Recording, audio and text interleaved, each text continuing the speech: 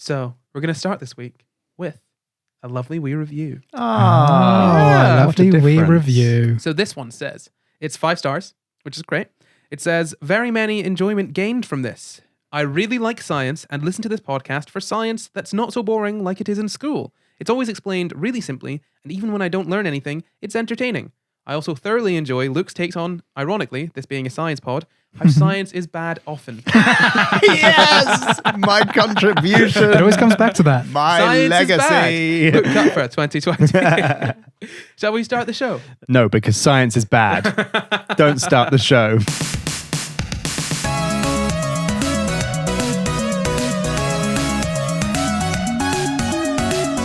Hello and welcome to the SCI GUYS, the show where we talk about the crazy, weird and wonderful stories of the science world. I'm Corey and as always I'm joined by my co-hosts, Jamp and Luke Cuthbert, and this week, special guest Bliss! Bliss is here.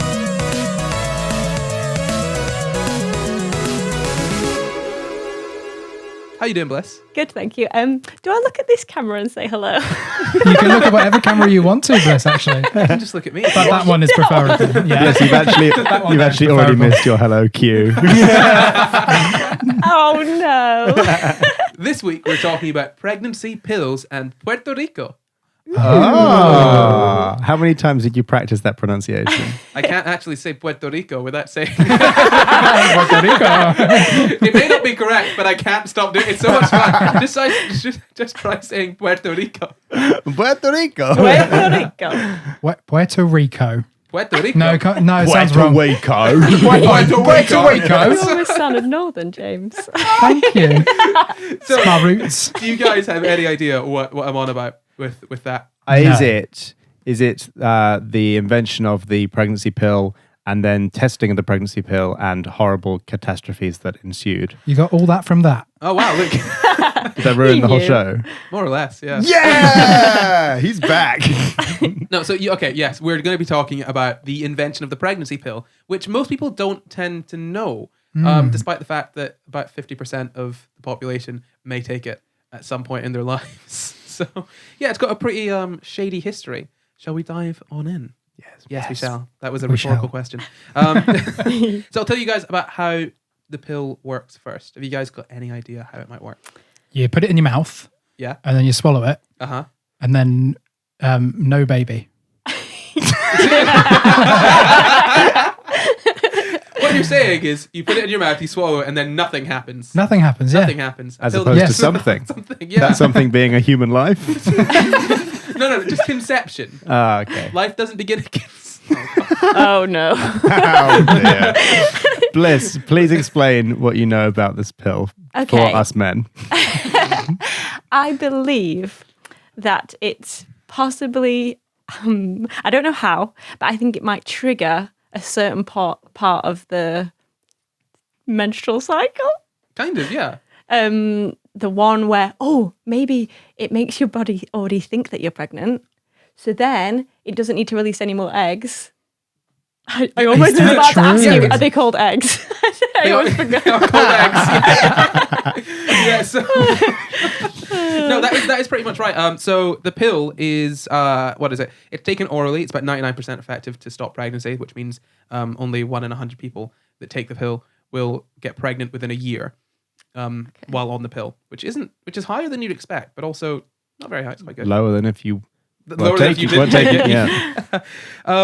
And yeah, so the pill, how does it work? It's basically, it's a mix of estrogen and progesterone. And that kind of stimulates the body to, it thickens the mucus in the womb, so it makes it harder for sperm to get to the egg in the first place. And it also thins the lining of the womb, so the fertilized egg, if it does get fertilized, it can't attach to the lining of the womb, which is where pregnancy sort of starts. Right. Oh, so technically an egg can still be fertilized whilst you're taking the pill. But Yeah.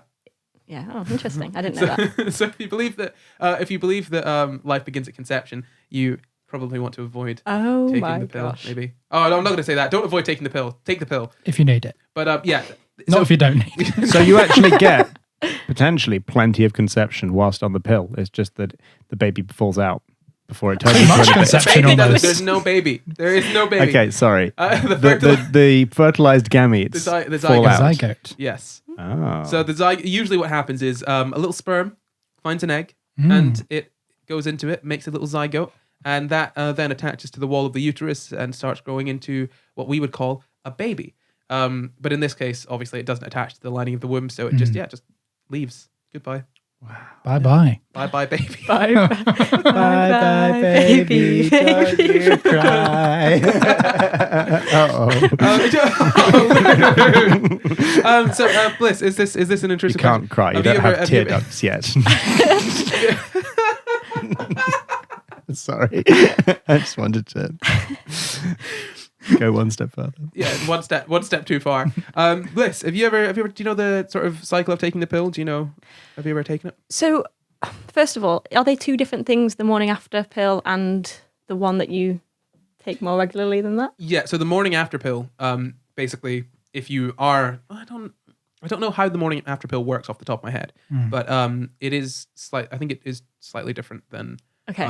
The standard pill. Yes. So I think the morning after pill is basically just to get you, if you have basically become pregnant, Yep. is just to flush that out.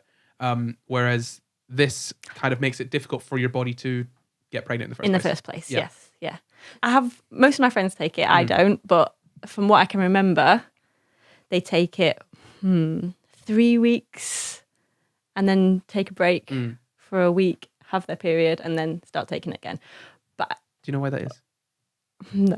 Okay. That's fair enough. Neither do I, Bliss. Don't worry. I don't have to take it though. No, we'll get into it later. But yeah, no, there's there is a decent reason. Well, I say there's a decent reason. There is a reasoning why that started, taking some time off. But yeah, do you know why people might take the pill? Anyone? Good skin. Well, it's to get good skin or because they have good To skin? get good skin. Yeah. To get rid of the Really? good skin. My skin it's too good. No I one need will to take me tarnish this skin a seriously. bit. I actually know someone who was bullied at school for having too good skin. We That know person is who that laughing is. now. Wow. That's Really? a real... Yeah. Why?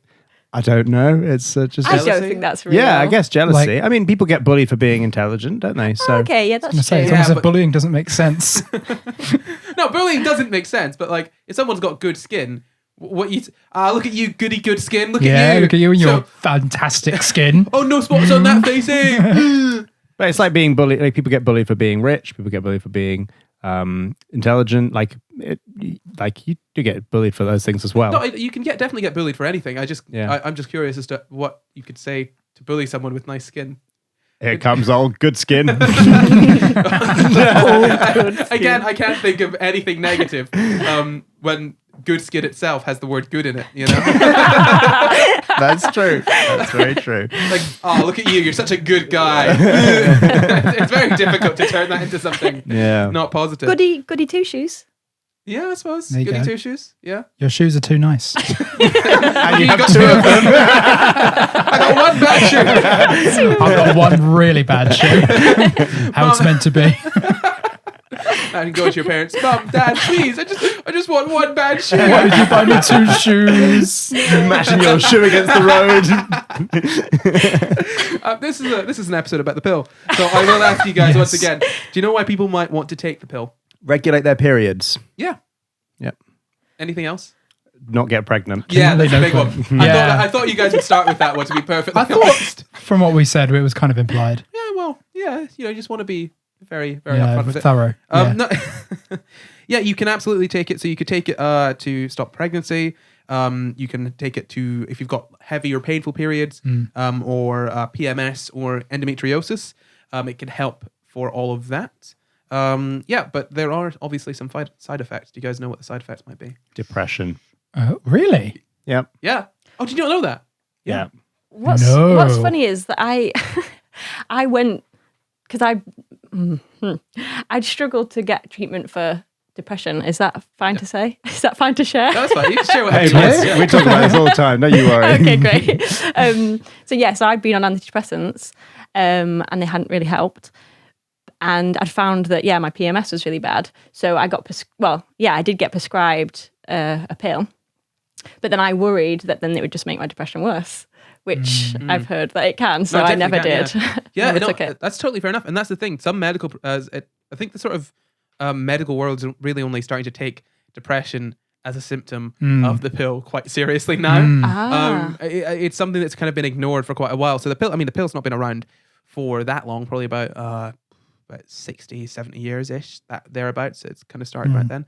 So it's not been around for too long, but long enough that we probably should have been paying attention to the serious side effects of it. Yeah. You've got mood swings, nausea, breast tenderness, and headaches, and also depression is one of the potential side effects. There's also no evidence. Some people say that the pill will make you gain weight, but this is from the NHS. There is apparently no evidence of that. There are some people that can't use it. So if you're, say, over 35, you smoke, if you have certain medical conditions, you probably shouldn't be using the pill. And obviously, it doesn't protect against STDs. Some people, this is the thing, if you don't have sex education, some people think, oh yeah, contraceptive, it's going to protect me, just like condoms are. Pill's not protecting you from anything except for, that's the only STD it's stopping is children. Oh. Yeah. Sexually transmitted daughter.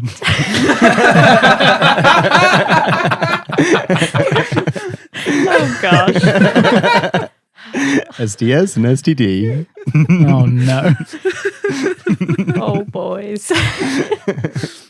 I didn't think it stopped STDs. No, Daughters, yes, but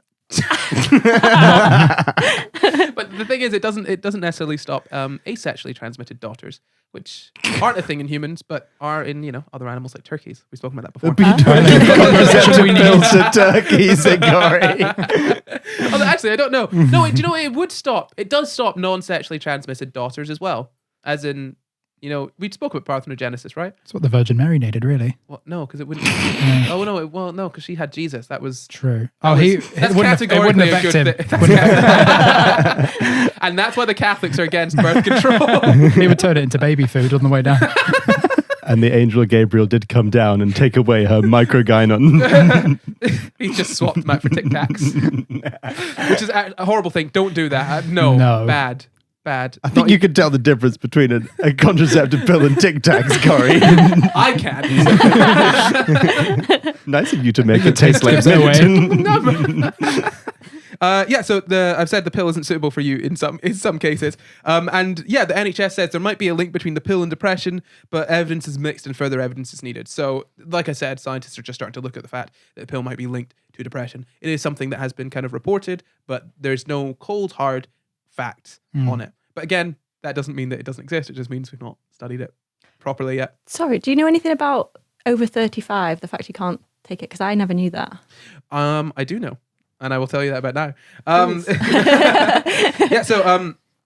So basically it just says it might not be right for you if you're like a number of different things. For one thing, it says if you're pregnant, if you're over 35, smoking, all those reasons. And basically because it might mess with your body a little bit because they are hormones. So there is a little bit of estrogen in it and there is a lot of progesterone. I think it increases the risks, it increases the risks of side effects or more serious side effects are increased if you fall into any of those groups. So it doesn't say that you it doesn't say that you straight up can't use it if you're 35 or over. It just says you probably should speak to your doctor. Mm-hmm. Whereas if someone's under 35, they're more likely to be fine. Can I ask a question? You've already asked one. Oh, okay. That's it. That's the question. And that was it. Yes. So we all know, well, we covered estrogen in other topics and on this podcast, estrogen being the hormone that's more prevalent in biological females than biological males, but present in both in some amounts. But what is progesterone? What does that do? So progesterone is just a hormone that's involved in sort of pregnancy, the menstrual cycle, generally found in higher concentrations in people born female. And I guess people born female who are pregnant, it's in higher concentrations than people born female who are not pregnant. I think so. I'm not sure necessarily. Okay. The thing is that pregnancy is complicated and there are lots of hormones. And I'm going to be honest, look, I don't know them all. Okay, cool. Yeah, no, because basically in the research that I've done today, I actually, surprisingly enough, managed to avoid pregnancy because this is a pill about no pregnancy. So we'll likely do an episode on pregnancy at some point, but I don't want to outright say that their progesterone is higher in people that are pregnant.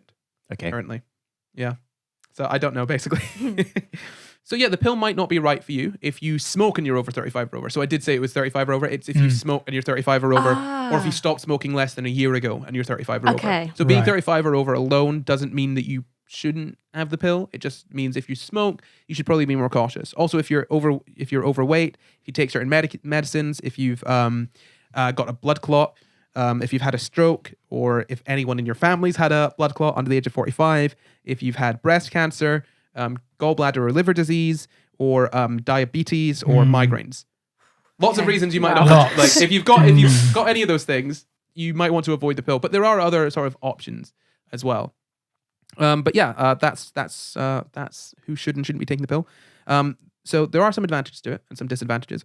One advantage, it doesn't interrupt sex, so you can keep on having sex as much as you want, basically. No interruptions is preferable. Yep. It can make your periods lighter or more regular. Like I said, reduce PMS symptoms, reduce acne, give you clearer skin look. Hell as you yeah. said. Reduce your risk of certain cancers, and potentially reduce your risks of certain sort of cysts in your ovaries, which Wow. is yeah. So Ah. Oh, wow. so there are more sort of benefits to it than just no kids. But but there are also some disadvantages. So you can have, like I said, some side effects, headaches, nausea, all of those sort of things. But also it can increase your blood pressure. It doesn't protect you from STIs like condoms would. And you can have spotting, which is common in the first few months. And also, like I've said, it can increase your risk of blood clots and breast cancer potentially. Spotting being like bits of period throughout the month. I believe so. Okay. Yes. Yes. Thank you. I Bliss. also believe so. Yes. Never having had a period. Never having had a period. I can't be 100% sure, but I'd assume so. Yeah. No, that Neither yeah. confirm nor deny. Just I think it's quite literally spotting. Literal spots. Little bits of of blood. spots Yeah. of Bits of blood. spots. Yeah. Okay. But not spots on your face. No. No. Spots on your pants. Yeah. Spots one place, but not another. It switches the place of the spots maybe. It takes the spots from your face. Puts them on your pants. Oh, no.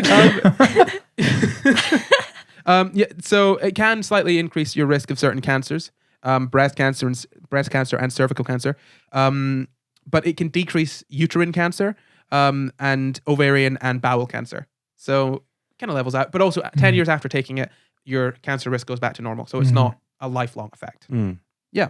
So that's kind of an overview on the pill. You got a decent idea of what the pill does? You take it. Yeah. Yeah, you take it about 3 weeks of the month, take a break, have a quick period, get back on it. A quick period. Just to get it I out of wish the way. that's what it felt like. Pop a quick one out. Pop back on the pill. Quick period out. No, so that's the that's the pill. And to be honest, a lot of people do take the pill because it is a fairly decent option, and you can kind of control your life in a way that suits you. If you want to be having sex and not having to worry about pregnancy all the time, or if you want to be having sex without a condom, which not recommended, you can if you want and not worry about pregnancy. So it gives you more options. It can also alleviate some conditions and make periods more manageable. So there are more benefits to it than just not popping out a child every now and then. So we know what the pill is, but how did it begin? Where did it come from? Where did it go? Where did it come from? Cotton Eye Joe. Oh, Famous inventor of the pill, Cotton Eye Joe. No, apparently, Cotton Eye Joe is about an STD or an STI rather. Is it actually? Yeah. Supposedly, I don't. This might be one of those things that someone just said, and it just sounds right, like and a it's myth. just become Oh a myth. God, yeah. I'm getting images now. But you think Cotton Eye Joe? That Oh. You know it what that's works. referring to. Yeah, you know what that Oh. is. Where did you come from? Where did you go? Where did you come from, Cotton Eye Joe? So does that mean it's an Cotton Eye Joe. STD that comes and then is there for a bit and then vanishes? No. Where did you come from and where did you go? Like, who did I get it from? And Like, who did where I have give you it to? been? Hmm? Oh. Where did you go? If it hadn't been for Cotton Eye Joe, I'd have been married a long time ago. Oh my gosh, it makes perfect sense. Look, if it's not about it, it does fit very well. Oh dear. Yeah, not very pleasant. Shall we get onto the pill? Yes. Yes. Well, All we of us now. No. Well, we came No. off the pill. Now we're going back on Well, it. we shouldn't be on the pill. Okay. It's not good. It's not necessarily good for us. We don't want progesterone. No. No. Okay. I'm going to say off it. You guys do what you want. But back onto the pill. Have you guys ever heard of a woman called Margaret Sanger? Yes. You have? Yes. I think we spoke about her recently because she discovered the contraceptive pill, did she not? She discovered how to make a contraceptive pill. Oh, wait, when did we talk about it? Last week. Did we? Yeah. I don't remember that at all. No, she didn't necessarily discover the contraceptive pill. She was a very strong advocate and activist for women's rights. And she did set up some of the first what are they called? Non-pregnancy clinics. Planned pregnancy. But sort of Planned Parenthood, sort of birth control clinics. She set up one of the first ones of those in New York, in Brooklyn. So that was in 1916. But obviously it was illegal then, and they were only selling sort of condoms and these things called pessaries, which are kind of like rubber caps that were supposedly supposed to be used to help the structure of the womb, but in fact operated as I guess contraceptives as well. So she was selling those and condoms. They got shut down after about 10 days. Were condoms illegal? Contraceptives were illegal. Birth control was illegal. Wow. Yeah. Well, no, it's more I'm not sure whether ignorance. condoms themselves were illegal, but birth control was illegal in much of the US. Women didn't have contraceptive rights, and that's what she was campaigning for a lot. And yeah, so she basically thought that women, if they wanted to be fully free and have like the same rights as men, they should have the right to control whether or not they got pregnant, which at that point they didn't. And we live in a world now where generally women can decide what they want to do with their bodies. Here and there are some things that we've not quite ironed out yet, but we live in a world where women mostly have autonomy over their own bodies. And back then, not that long ago, this was maybe like about 100 years ago or so, they just didn't. There were laws against contraceptives. Wow, which is just horrifying. That's insane. I never knew condoms were outlawed. Well, I'm not. That's the thing. I'm not sure if condoms themselves were outlawed because obviously they protect from STDs, STIs. Yeah. But the birth control. Using it as birth control. So birth control was outlawed. So you'd assume that condoms were as well. And condoms have a much longer history than the invention of the condom that we know. They used to use like pigs' bladders or something as condoms. They would use animal skins and things like that. I mean, we found ancient condoms, which I love that. Ancient condoms. Well, this is the thing. People seem to think that the ancient civilizations were very, very different from us. Completely different sort of personalities. They couldn't have fun. They couldn't make jokes. But if you go around Roman cities, you'll see people writing in walls like "sex just was here." Things like that. And of course they're going to make condoms because of course they're going to want to have sex without having to have kids. Like, it's just sort of human nature. Really. Really. I was going to say they're only human. Yeah, exactly. Yeah. So it's a much longer history than you'd expect. But yeah, so Margaret Sanger sounds like a great woman, right? What do you guys think? Too close to Margaret Thatcher for me. Yeah. So you're not so hot on her, you guys? What do you think? Yeah. Well, if surely. she was trying to help people and was breaking the law that was a backwards law to do so, that sounds pretty progressive. So Are you going to tell me that she wasn't so great in some way? She was a eugenicist. Oh, Yay! I had a feeling. Oh no. I'm sorry. I What watched does you that guys mean? right into a trap. So don't worry. I'll explain. Okay, thank you. Basically, she had these really strong views on birth control. She thought that women should be allowed to control their own bodies, but also in there was the idea that birth control would be really good because it would stop poor and let's say undesirable people from producing offspring. So eugenics, you might know from an earlier episode of our podcast, is this backward pseudoscientific idea that we should sort of control the breeding of certain populations that have undesirable characteristics such that we can breed a superpopulation with only desirable characteristics. That on the face of it, if you describe it badly, it can sound like it's not as harmful as it is. I definitely recommend listening to our eugenics episode because it's just awful. It doesn't really work at all. It's called eugenics. It's 20-something. Yeah. It's called eugenics. It's 20-something. It's 20-something years old. No, it's episode 20-something. Exactly. So yeah, she was a bit of a eugenicist. So she said that basically the undesirable group for her were the mentally and physically defective. Ooh. Yeah. That sounds like Hitler. And oh, well, this is the thing. Hitler took a lot of his, the Nazis took a lot of their ideas from, oh God, that sounds bad. They took a lot of their ideas from the American eugenicist movement, which Americans seem to just I say Americans, the entire world seems to ignore it. As we've spoken about, Winston Churchill was a member of the Eugenics Society or the Eugenics part, something along those lines. I think he was possibly the chairman. And yeah, the Nazis took a lot of what they wanted to do from America, including Jim Crow laws. They thought those were a bit harsh. They couldn't. They didn't think they would work in the way that they wanted to use them. But the whole eugenics thing, yeah, the Nazis weren't the ones that came up with that. America had it first. Ugh. They've always been a world leader, that America, haven't they? No, Britain has been bad for it too. Britain was bad for it too. But no, really. So the undesirable group the groups that she considered undesirable, as I say, were the mentally and physically defective. And she would argue that birth control could help wipe out the greatest present menace to civilization, which was people that were living in poverty and those with mental and physical disabilities. Yeah. Bit cringe. Yeah. Like, don't do that. So that's the birth of the, I guess, birth control pill. Yeah, the birth of the birth control. Of the birth control pill. Yeah. It was rooted a little bit in eugenics. Obviously, the pill itself is not bad, but it was thought up as a tool for eugenicists, which is a bit iffy.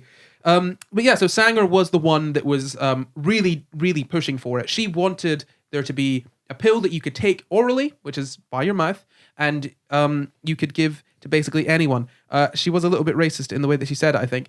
Basically, I'm going to paraphrase what she said. You could take it anywhere from sort of New York to, I think she said, the slums of Peru or something along those lines. Yeah, again, a bit cringe. Posting cringe in the chat, lads. Let's not. Really, though, like this is some bad. Like some of the stuff she said was quite bad, and even bad for the era. So yeah, the idea was to basically get a pill that anyone could have that didn't want to be pregnant, and they could just take it and not have to be pregnant. It wouldn't intrude on their lives. It wouldn't it wouldn't be too difficult to take, and it'd be fairly cheap. That was the goal. So did she come up with the idea before it was a thing that existed? Yeah. So she sort of conceptualized of the oral pill before it existed. Yeah. So she wanted something that covered all those bases, and she didn't want it to be something that had to be injected. So yeah, she basically came up with the idea of the oral pill. She wasn't a scientist, mind. She was just a sort of activist, but she knew how to get stuff done. So she found a man named Gregory Pincus, who was a researcher. So he'd worked with Harvard. He'd been educated at Harvard. He studied mammals and specifically sort of mammal reproduction. So I think around about in the 20s or 30s, he was researching the eggs of mammals, and eggs of mammals being the egg cells, not like platypuses, by the way. Yeah. I just want to be clear on that. It wasn't those. Yeah, so he was studying a lot. So he did quite a fair amount. He had fertilized rabbit eggs in a test tube and implanted them back into rabbits, and then got the rabbits and basically allowed the rabbits to be born. So IVF of rabbits, effectively. He did that in the 30s. He also supposedly got a sort of parthenogenic effect. Remember we were talking about that earlier. Parthenogenesis being the sort of fertilization, the creation of a creature without fertilization, basically. So basically, he used an egg to make a rabbit just by kind of changing around what was going on the outside of the egg, and made a rabbit from an unfertilized egg. And that was in the 30s, 1936. So even at the time, that was quite frowned upon, and even now you'll see that it's still a bit of a touchy subject. But back then, people weren't too happy with it. They thought it was a bit of a scary sort of thing for people to be doing. So he was kind of shunned a little bit from Harvard, to the point where he went with a friend, and they set up their own sort of laboratory, which is kind of unheard of at the time. So Pincus was well known for his work with mammalian pregnancy, and Margaret went to him to basically say, hey, I have an idea and I want to get it done. You seem like the man to get it done. And so that was it. That was kind of the start of the pill. He started working on that. Obviously, there were some issues. He did know that injecting rabbits with progesterone would stop them from ovulating. So he was aware of that, but it was a case of finding a way to make this injection, well, one, safe for humans, and two, being able to able to be taken orally. And obviously they needed money to bankroll that. So in comes, this feels like, by the way, this feels like, Ocean's 11 or something, where you're assembling a crew. Yeah. They all have a unique skill. They do. We've got the science guy, we've got the idea man, and in comes the bankroller. We've got Catherine McCormick. She is a very, very wealthy woman, as you would assume. Her husband died and left her millions. She was one of the wealthiest women in the world. And she just wanted to spend some of her money. So what she was doing was she was basically giving her money to these people to work on this pill, because it was something that she was quite sort of passionate about. And I'm pretty sure she was also one of the first women to graduate with a degree in science from MIT. Oh, wow. Which is pretty cool. So she was bankrolling that. And yeah, that's kind of where the money came from. So you've got the person that came up with the idea, you've got the person that was able to do the science, and then you had the money. So at that point, what they needed to do was figure out how to get the progesterone to work as a contraceptive. They knew that it would work in rabbits, so they continued those rabbit tests from years previously. So Pincus started working with a man named Chang, who worked with him in his the lab that I mentioned that he set up. Remember that? Yes. Yeah. So that's what he did there. He started working with Chang. They started working on rabbits, and then they moved to rats, and they used larger doses for longer lasting effects. So basically the idea obviously is to have a constant contraceptive that stops you from ovulating basically the entire time. And so that's what they were working on. When they moved on to rats, the experiment worked to the point where there weren't any pregnant rats in the study. So they knew that it worked. The next step was effectively to try and get it to work on human women. As opposed to... this is where it all went wrong. Yeah. No. Well, no, not necessarily. Look, this is the thing. And I say human women, by the way, because at this point, bear in mind, they were really only doing it on women. So they had an issue, obviously. You could inject the progesterone, but you couldn't take it orally. It wouldn't work quite as well. Lucky for them, in the 50s, which is quite some time later, but in the 50s, someone would discover, or rather sort of produce, a synthetic progesterone, which is called progestin, which is 4 to 8 times more potent than normal progesterone. And also, you were able to digest it. So it would be able to survive your stomach and not get completely digested. Yeah. So you could take it orally. So when the time got to that being discovered, they would be able to use that. So they continued. But anyway, they continued their studies. And Pincus had gotten to the point where he realized that, this is all working in women. We just need to find someone to let us study on actual people. So he knew that he needed a doctor. In comes the doctor, John Rock, which, again, I think he is the last character to join our story. Sounds like a character as well, the name. Yeah. Well, John Rock. You got John Rock, Gregory Pincus, I don't remember the rest of the names. Wow. Catherine McCormick, and Margaret Sanger. It's a pretty good They group. all sound like comic book characters. Yeah, they do. They'd be a good group if, one of them wasn't a eugenicist. Yes. The one flaw. Everyone has a flaw, man. One fatal flaw. Most of us aren't eugenicists. Yeah. All of us. I had to think Most about of us. Which one of us? One of you would Bliss. betray me. Bliss. It's not me. I knew there was another reason we brought you. It's Margaret. So Gregory Pincus had to start the trials with John Rock, and that's what they did. Although, to get this past, the government, and past all the laws, because there were laws against contraceptives, Pincus described it as a fertility treatment rather than saying it was. Yeah, I know. But apparently there was a slightly increased fertility after you finished the pill. Apparently you're slightly more fertile than previously for a short period. Right. So yeah, that's kind of how they did that. That's how they got around the laws, because they were doing this in Massachusetts and it was very illegal there.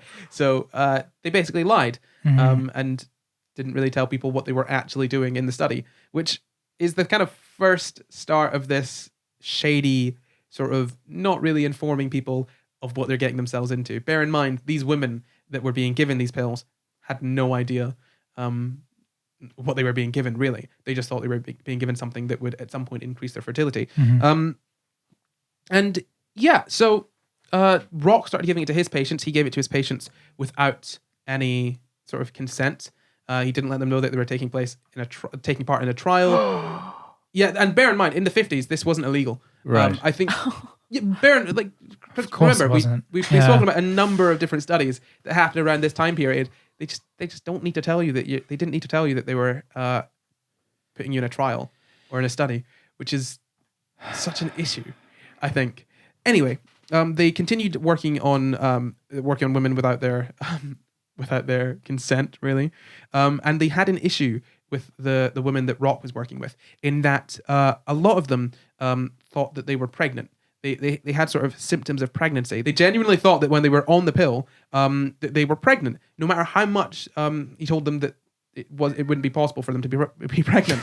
And they often got quite upset when they found out that they weren't pregnant. Now, this is the thing. This is where this week off initially came from. Pincus thought, you know what? If they all think that they're pregnant because they're missing their period and there's other sort of symptoms, why don't we just give them their period? So he basically suggested taking 7 days off of the pill, 5 to 7 days off the pill. Oh. And then starting a course again. And that way they would have their period and they would be, you know, they would know that they weren't going to be pregnant, and they would still menstruate, basically. If that makes sense. And wait, so he did that to prove to them that they weren't pregnant so that they continue taking the drug he wanted them to take? Kind of, yeah. Basically, well, it wasn't so much that they didn't want to continue taking it. It could just be quite obviously traumatic if you think you're pregnant and then you're told that you're not pregnant. So, yeah, it was basically 5 days off of the pills of the month, and you would have your period, and you would not be ovulating, but you would know that you still were menstruating, if that makes sense. Yeah. So, all of that happened, and like I said, in the 50s, there weren't any laws in place to stop them from just doing tests on patients without telling them they were taking part in a study.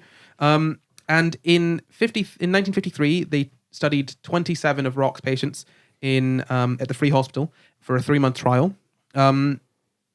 Basically, the women there were still infertile. The women there were infertile, and actually, the previous studies that they'd done with women, some of them had also been infertile. So they were basically just giving them these drugs because Rock initially worked with people trying to increase their fertility, and they wanted to make sure that it was safe for women. So they started on infertile women. What? Right. Yeah. So there's a logic to that, which is that you're not going to, if somebody's infertile, you're not going to worsen their chances of getting pregnant. You're just testing for any other side effects. I'm not saying it's good. I just mean I'm just checking. Is that the logic? Yeah, they're basically they you were don't want to basically- make perfectly fertile women infertile. Right. Yeah. So there were a few things going on there. You don't want to potentially permanently affect the fertility of these women. Additionally, you can't then, if you know that you're not affecting pregnancy down the line, you're basically just testing to see if it's safe for these women to take the pill. Yeah. And that's why it was particularly troubling for them when they found out they weren't pregnant, because they were still infertile. Right. Yeah. So they would still get their periods, obviously. So they figured that out. They figured out after working on those infertile women that you could give it to women and they're generally fine. It can mimic some feelings of pregnancy, you know, the nausea and whatnot, but otherwise the side effects weren't too much for the men that were doing the study. Sorry. I say that specifically because there were quite a serious number of side effects, but the men were like, they're fine. Yeah, it was acceptable. Yeah, they thought it was acceptable. Right. But they didn't ask the women necessarily. Well, the women weren't too happy with the side effects, but The men were like, deal with it. yeah, deal with it. Basically, Doesn't look too bad. Basically. Right. yeah. Oh, this is not a good story. These are not good people. So yeah, they were doing a 3-month trial with 27 of Rock's patients from the free hospital, and apparently it was nicknamed the Pincus Progesterone Project, or PPP, because they had to do so many urine samples. The women that were in the study were being asked to do vaginal smears on themselves. I think daily. They had to take the pill daily, apart from 5 days of the month. They also needed to take a given number of urine samples, so it was very intensive, and it was just very difficult for them to do it. Supposedly, they weren't really told what they were doing, and most of them were just doing it because Rock said that they should, and they trusted Rock as their doctor. And they just continued doing studies like these where they weren't really telling the women involved what was going on. They were kind of ignoring the side effects that were happening, and they were just like powering through them. Yeah, and that's kind of the through line of this, that they don't really give the people they don't really give the people the information that they need to actually consent to these trials, and they kind of ignore the potential side effects of it. Sorry, I just want to have some potential positive here. Did any of the women, because you say after you stop taking the pill, your fertility slightly increases, did any of the women who were infertile become fertile? Not as far as I'm aware, no. Oh. No. I was really holding on there. And then in the first year of another set of trials, they enrolled 60 women.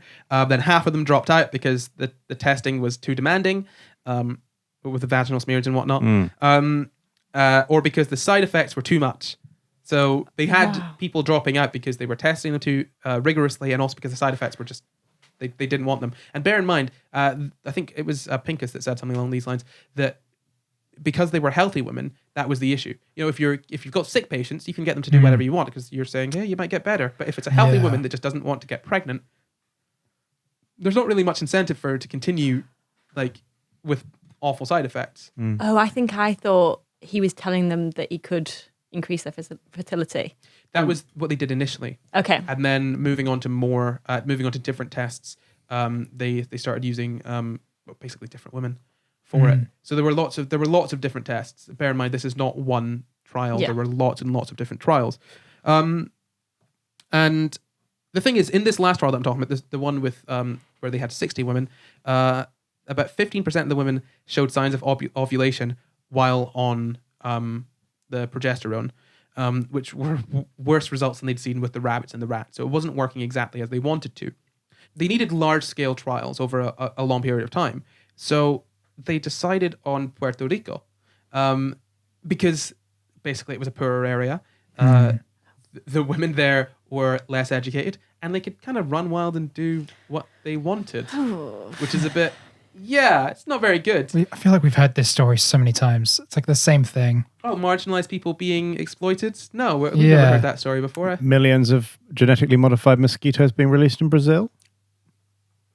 Do it. Close enough. If you're gonna test something, do it on poor people first, because what are they gonna do to you? Out of context, guys. That genuinely seems to be the prevailing sort of idea with scientists. Just do it to poor people, and then see if it's safe for everyone else. It's awful, but it's what they do. This seems to be the case, unfortunately. Yeah. So before they like properly sorted out their Puerto Rico trials, they actually did it in a mental hospital. Oh my gosh, it just gets worse and worse. Now, obviously, it being, I think it was called an asylum at that point. They didn't need to ask their permission for it. They would just give it to them. They also gave it to men as well to see what happened. They were really just testing on whoever they felt like they could get away with. And bear in mind, this is still not necessarily sanctioned under the law, because birth control is illegal. And yes, that law is not a good one, but by lying to people about what they're being tested for, that's still morally wrong.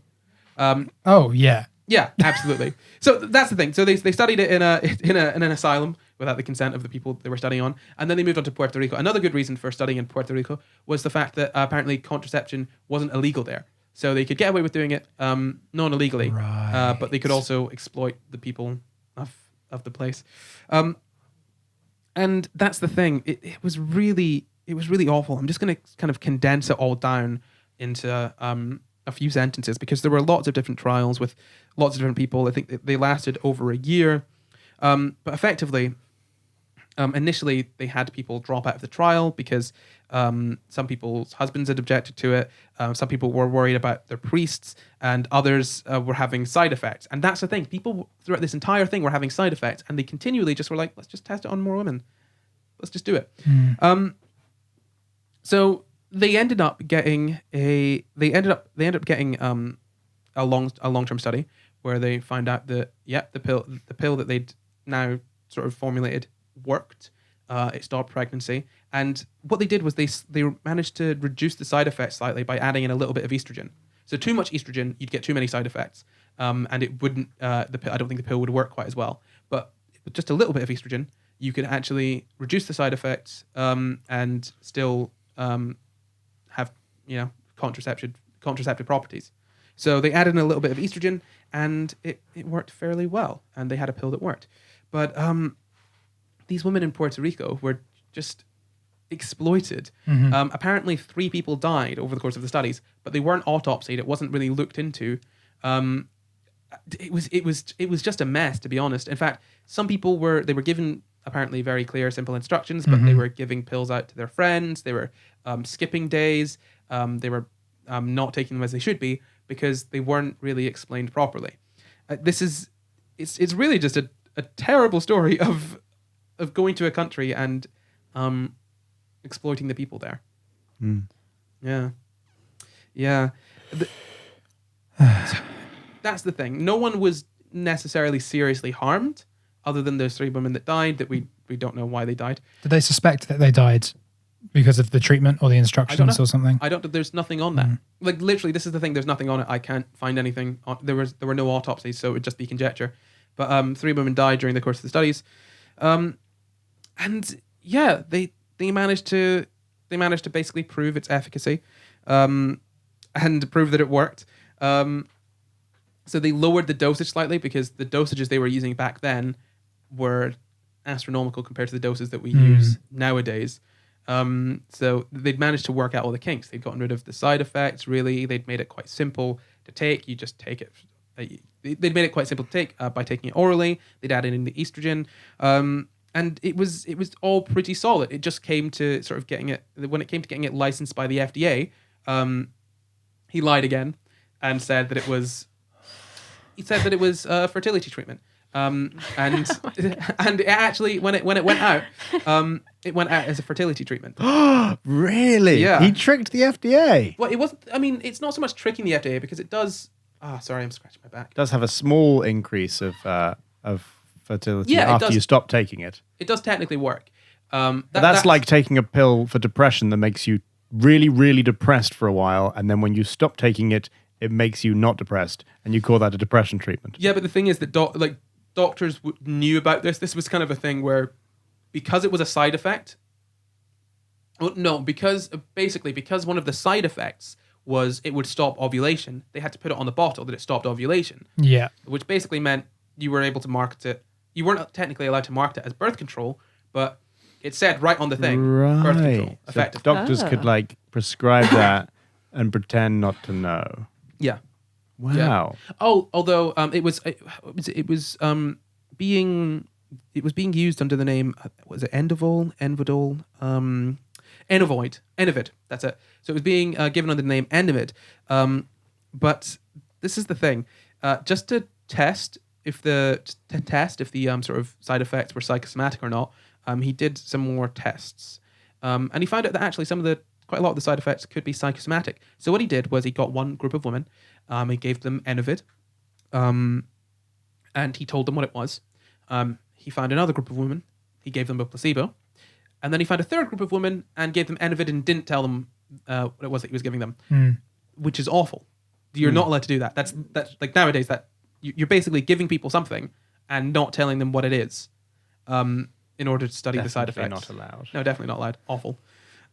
And yeah, so he found out that apparently the side effects were present in 23% of the people that knew that they were getting Enovid and got it, the side effects were present in 23% of the people that were given Enovid and told what it was, and in 17% of the people that were given a placebo and told it was Enovid, and in 6% of the people that were just given Enovid but not told what it was. So you basically had found out that there were side effects, but there was quite a psychosomatic sort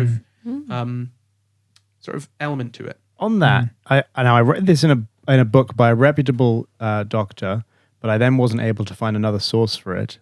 So I take this with a pinch of salt. But apparently, on side effects and on placebo, if you give people who can potentially get pregnant an injection and tell them it will delay their period, and it is a placebo, like a significant amount of those people will then have a delayed period. Oh, that's interesting. Isn't that just so weird? It's amazing how much your mind can influence your body. Yeah. Really. That's so strange. Yeah. I mean, that's the placebo effect itself is just very interesting. That something can work just because you sort of think it will work. But yeah, as I said, this experiment to test the side effects were just it was just awful. I mean, he basically didn't tell them what the purpose of the study was, and he didn't tell them what the side effects of the study were. It's just sorry. That's the issue. It's just a bit messed up. I should clarify. I said that he gave them Enovid and didn't tell them what it was. Rather, he gave them Enovid and didn't tell them about any of the side effects. Right. Yeah. Okay. Which is slightly better, but not really good at all. If there are side effects, you should know about them. If the side effects are like blood clots and nausea, you should probably be aware of that going in. Sorry, the only one thing I was wondering about, the idea, we were talking before about depression and how they're wondering if that's linked. Do you know if that would have been seen as a side effect? Like, since when has depression as a concept been known to doctors? Just if that makes sense. I don't think it would have been seen as a side effect then because, I mean, well, for one thing, I don't think they were taking the pill long enough for it to really be too evident. Mood swings, they definitely saw. Okay. So it probably would have fallen under that. Yeah. But that yeah. makes sense. In terms of how long have doctors known about and actually classified depression, I'm not really sure how long. Right. Luke, do you have any idea? So according to the National Institute of Health, the word depression was around in the 19th century. So before this began, but it generally just meant in terms of categorizing low mood, just feeling a little bit sad. But as late as the 1960s and the 1970s, depression was still seen as an episodic disorder, one that had complete remission. Whereas nowadays we would talk about somebody being like potentially like predisposed towards depression, and that's not curable. Chronically depressed. You can like bring yourself up, and you can and you can treat the symptoms, and you can, but it's not a curable disease necessarily. But in the 1970s, they were still talking about it being episodic. Well, that's interesting though, because actually they've really not understood mental health sort of issues for a long period of history. I mean, many of them, in some cases, they used to think that they were character flaws. Yeah, I was reading this week about how DID, which we've done a whole episode on, We have. was for a very long time just considered people pretending. Yeah. Like pretending to have multiple personalities. Although And to be then fair, some people do pretend to have multiple personalities. I'm sure I mean, they do. some people do. It As in, doesn't have mean you seen- everyone is. Have you seen that thing on TikTok recently of the white girl saying that she can say the N word, but she won't because she says one of her personalities is black? Right. Yeah, and the thing is, if that was the case, perfectly understandable. But it's the fact that she says, "Hold on, I'll bring her out." Goes like this: "Yo, what's up, guys? It's me." Oh. Oh No. my god. Yeah, many people with the idea have come out and said that video seems very, very manufactured. One of my alters is a racial stereotype. But to prove the fact that people who have DID actually have DID and aren't acting, what they did was they got actors to pretend to have multiple personalities and stuck them in an MRI machine, and then brain scanned people pretending to have multiple personalities, and then brain scanned people who say they actually have multiple personalities or alters, and they show totally different patterns, and that's how they showed that it's a real thing. But it was thought to be fake for a very long time. Yeah, no, that I mean, we covered that in our episode, didn't we? And like one of the sort of really interesting things is that the alters can have completely different personalities, but also completely different Symptoms. symptoms and memories and talents and skills, Wasn't eye speaking colour? different languages. Eye colour was also something that changed. I don't think so. No, That would be freaky. That would be freaky. I might have read that somewhere, not the podcast, and No, just I assumed it was fact. I'm gonna be honest. I don't. No, that's not. I'm gonna say say, right now that's not possible. I've heard that. Don't know how possible it is. Obviously, nothing is necessarily impossible, but that is not possible. Yeah. Never say never. I'm saying never this time. I'm gonna say never this time.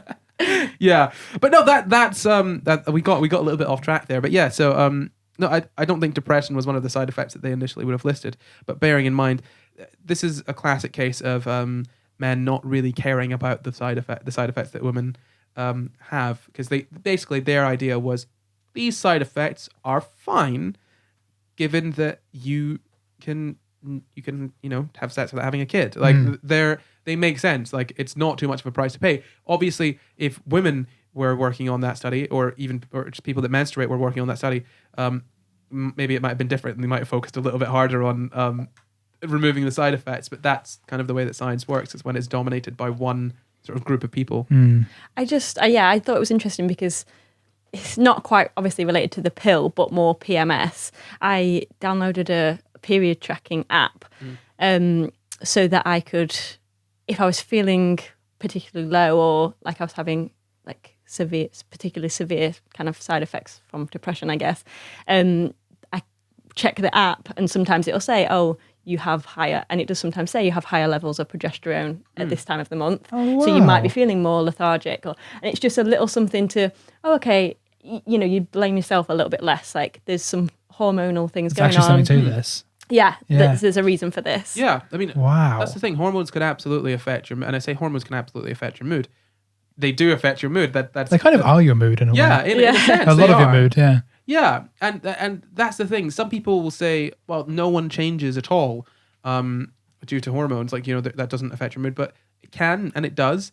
That's not a reason to sort of undermine women or people that menstruate. Or say that they can't control themselves. That's just not the case. There was something that I've been trying to look into, that it's very difficult to find any studies on it, is in male hormones and how they fluctuate, because it doesn't make sense to me that male hormones would be constant all the time. I think there was some, again, I don't have a source for this, but I think I read something about men or males synchronizing up in some ways when they're around, in the same way that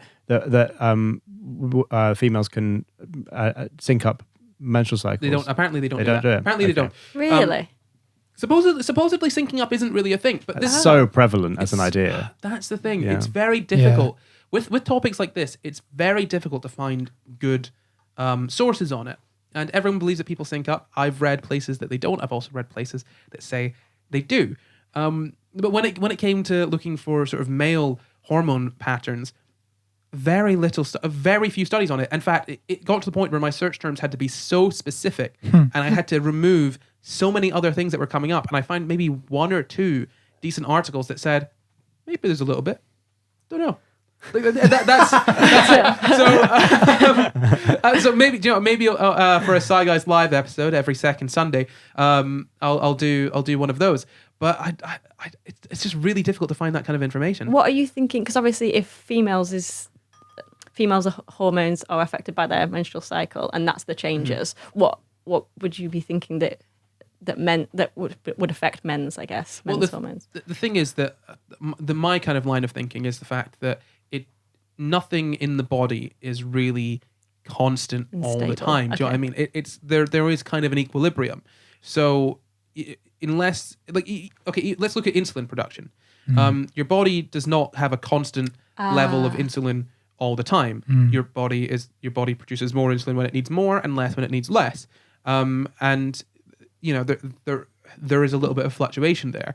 So it would make sense that there is also fluctuation in other hormones. And I wouldn't expect it to be nearly as strong as the hormone fluctuation that happens around menstruation, but you would expect to see some kind of fluctuation. I just thought it might be interesting to look at. Well, I guess that the only counterpoint I can think of to that is that insulin production is It's reactive. It's reactive to external stimuli, whereas you're talking about the potential for a time-based cycle of hormones in a male body. But then there are also time-based cycles for sleep, and hormone production changes during sleep. It changes during exercise. There are so many different This is the thing. There are so many different factors that it's very difficult to have a concrete answer unless you were to find studies. So any conjecture that I may come up with, it would be ignoring all of the things that I don't know. Yeah. And there are so many unknowns in this because I don't understand the human body. There's too much going on.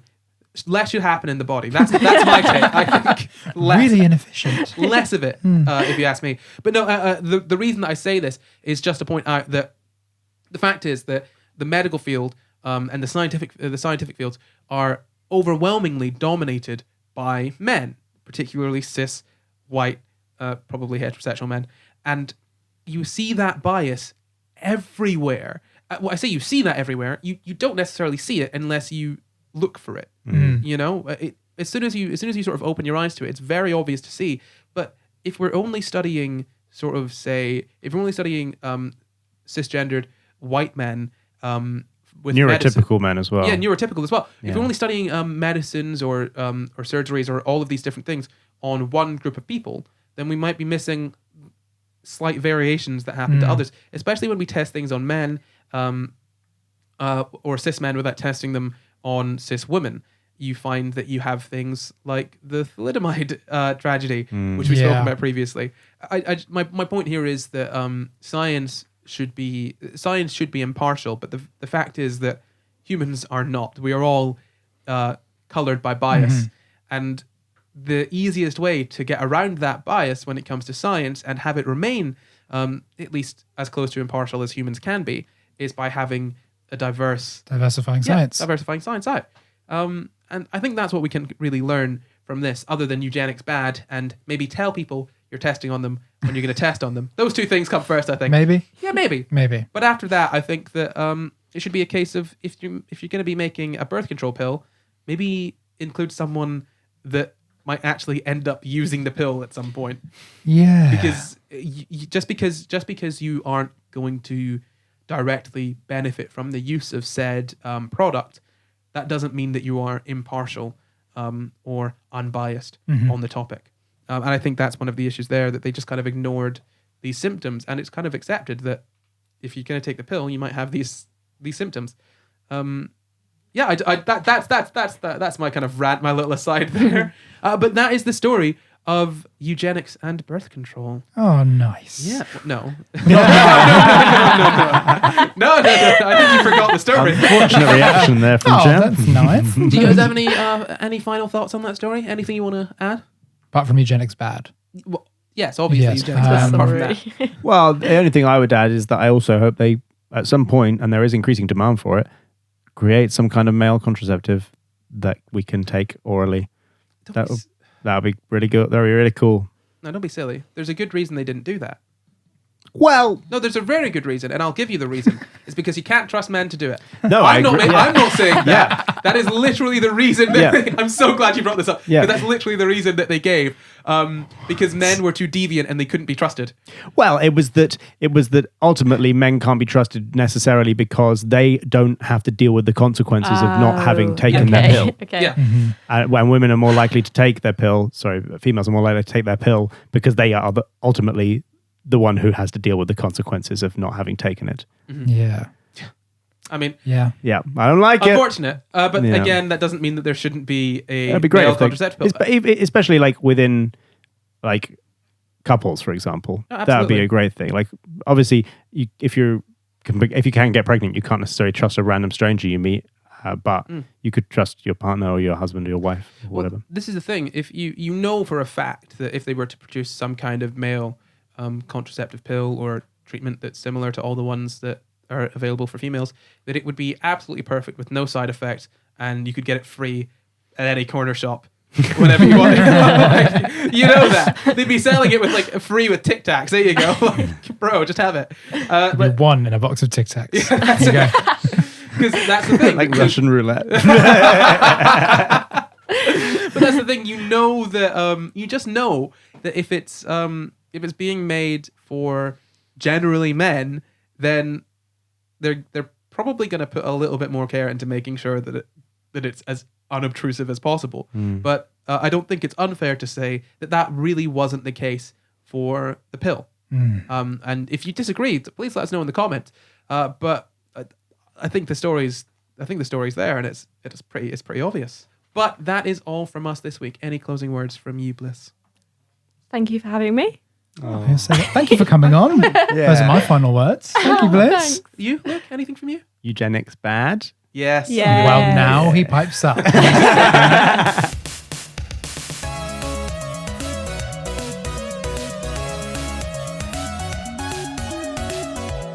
Well, thank you for watching. You can find the full references for this episode in the description. Subscribe for new episodes every Sunday, and why not leave us a nice wee comment? You can support the pod at patreon.com/SciGuys, or you can send us an email at sciguyspod@gmail.com. SciGuysPod@gmail.com. Sorry, I changed it up. Perfectly fine.